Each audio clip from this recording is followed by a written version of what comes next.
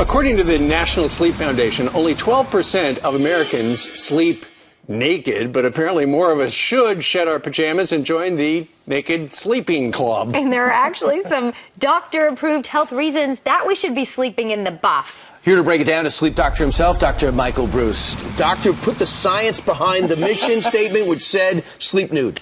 So there's a couple things that are actually really helpful for sleeping naked. Number one is your overall sleep quality. So as you fall asleep, your core body temperature drops, and that allows you to get into the deeper stages of sleep.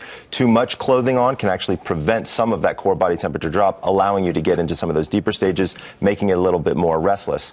Another thing is it can ignite your metabolism. We actually know that when you sleep in a cooler environment, it actually may stimulate brown fat. And if you remember, brown fat eats up the calories, doesn't store the calories. Wait a minute, that could be the most aerobatic thing you do all day, aerobic thing you do all day. It absolutely could, but then also, and going along with that idea, skin-to-skin touching can actually also help with this because it helps reduce overall level of cortisol. Remember, cortisol is the stress hormone. Yes. Can affect your immune system. You want it high or low? You want it as low as you possibly can get it. Also, skin-to-skin touching can increase something called oxytocin. That's the cuddling hormone. That helps lower blood pressure. The other thing is melatonin. We know that if you're sleeping in a cooler room, like in 70-degree room, it actually helps with melatonin balance and melatonin production. And finally, it's actually good for your skin. How so?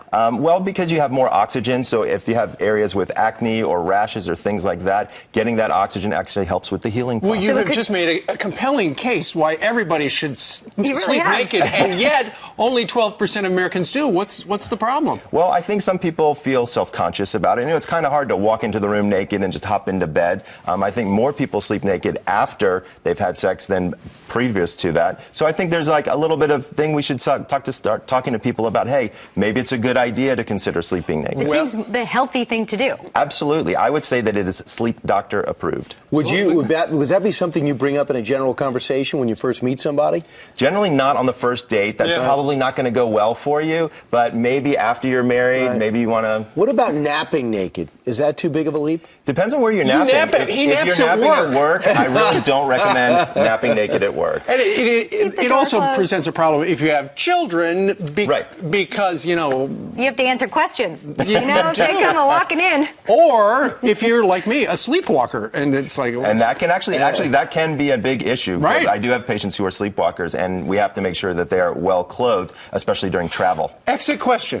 Do you sleep naked? You know, I don't really tell people a whole lot about how I sleep, so I'm going to keep that one private. Thanks. Well, if it's so good for you, I just figured the sleep doctor must do that. I'm just saying I do all the things I can do to make myself have better sleep. Well said. That sounds like a yes. The naked truth right there. All right, Dr. Bruce, a real pleasure. Thanks very much. If people want to learn more, check out my blog on Psychology Today or go to the Fox and Friends website. We're going to have a link to some more information. Great, Fantastic. Dr. Bruce. Thank you for sir. that. Sure.